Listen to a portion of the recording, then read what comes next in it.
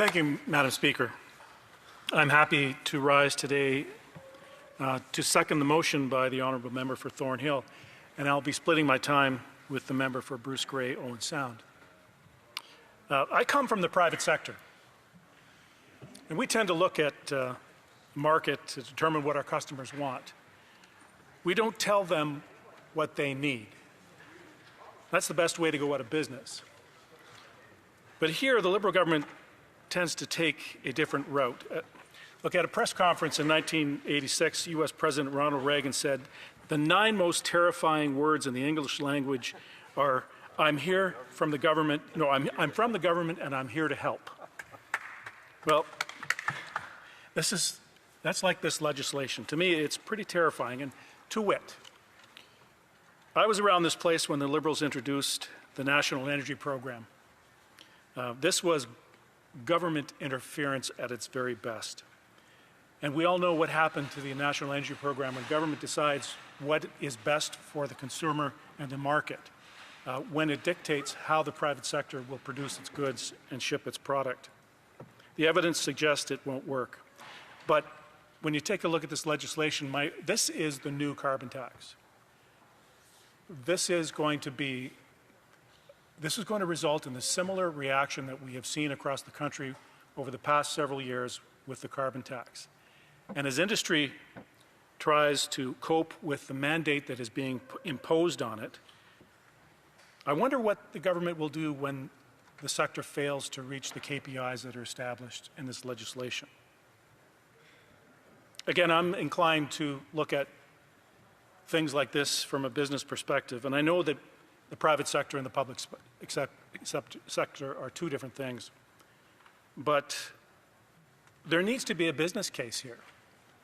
But we know what this government looks at when evaluating business cases like LNG. It says there is no business case while the world is starving for our liquefied natural gas. So, is the market there? Well, not according to the statistics. The government can't mandate what the private sector does with its production. It can't mandate investment capital. It can unless it's free, which the government has pretty much done over the last several years with the amount of money that it's put into subsidies for the EV market. But the market has shifted. Plants are being halted, and one major plant has gone bankrupt internationally. In my riding, Linamar built a state-of-the-art 300,000 square foot gigafactory in Welland. It's a beautiful building. It was going to employ 200 people. Ottawa committed $170 million to this plant. Described as a highly integrated casting, machining, and coating operation with the first of its kind gigatonnage high-pressure die casting capabilities by an auto supplier in North America or Europe. This plant is beautiful, but it never opened. It's now listed for sale on realtor.ca. So, where do we go from here? Is the infrastructure available in the country? Not even close. A member opposite asked a question earlier about would the Conservatives support investment in the infrastructure? But does that mean just more tax dollars? I think perhaps that's what she meant, was supporting the government paying the bill for infrastructure after paying the bill to build these plants to see them shut down. The punitive measures in this legislation is also interesting, Madam Speaker. To enforce the mandate, the program relies on a harsh penalty structure that implements a $20,000 per vehicle on any auto manufacturer who is unable to meet the quota.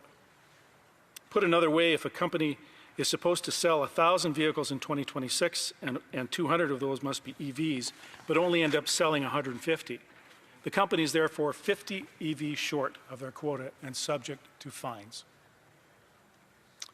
Job loss, Christine Aquilina, President of General Motors Canada, urged the Liberals to scrap the EV mandate and said it's unrealistic to believe that the country is going to go from 5 or 6% to 20% by the model year 26, which starts now.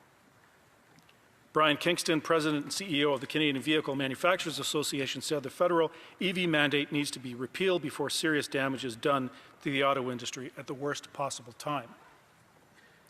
A study in the Canadian Journal of Economics estimates that the mandate will eliminate 38,000 jobs in the auto sector and cost upwards of $138 billion, assuming that the sector never shuts down as a result of this policy.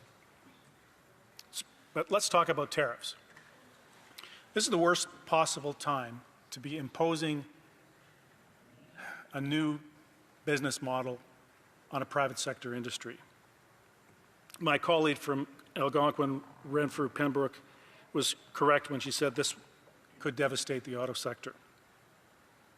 Look, I want to repeat this. This is the new carbon tax. This is, if the government forces this on the economy, be prepared for a lot of pain and no gain.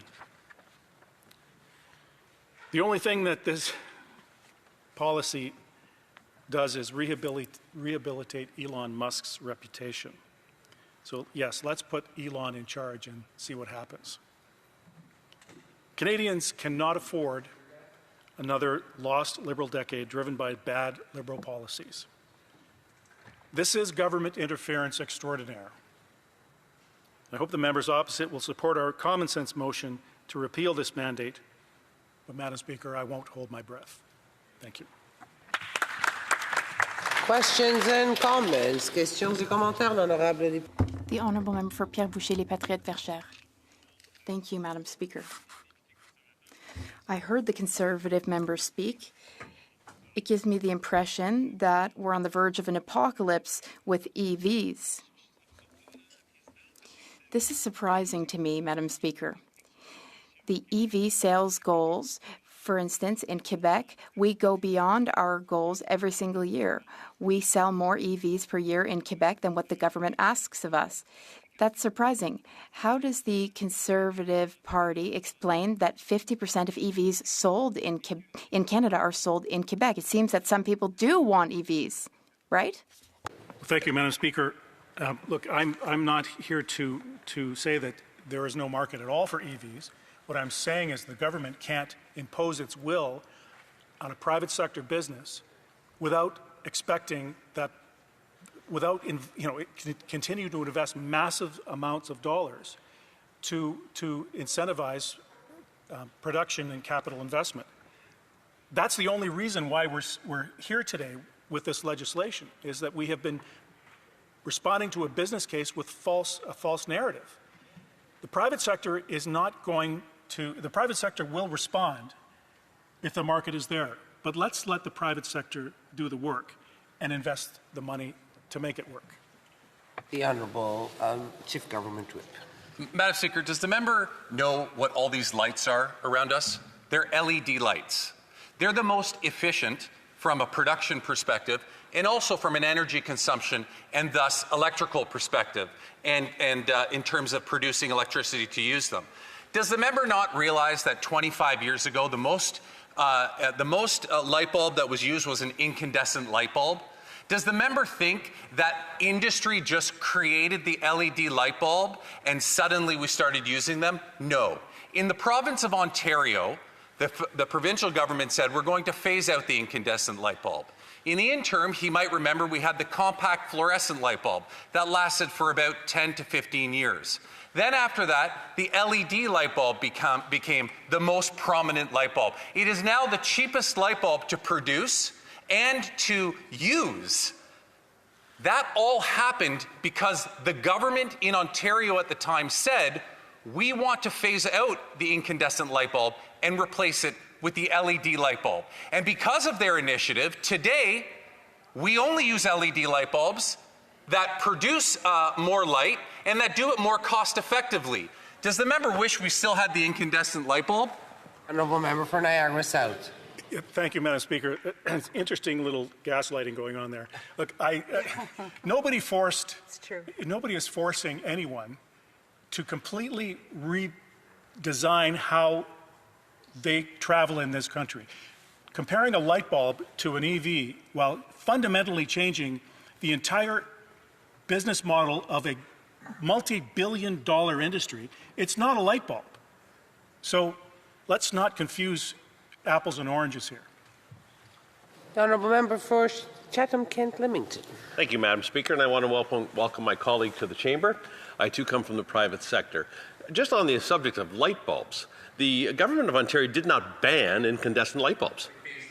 They put to my member opposite for the clip,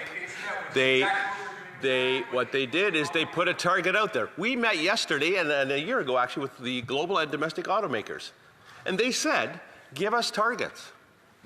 They are not opposed, and neither is a Conservative Party opposed to EVs. However, what we're saying is the private sector will find the most efficient and best solution to get to targets. That's what we're hearing from global manufacturers. Would my colleague agree that the private sector is best positioned to meet challenges that we as a society face? The honourable member for Niagara South. Thank you, Madam Speaker, and thank you to my colleague for the question. Absolutely. Look, I have to repeat.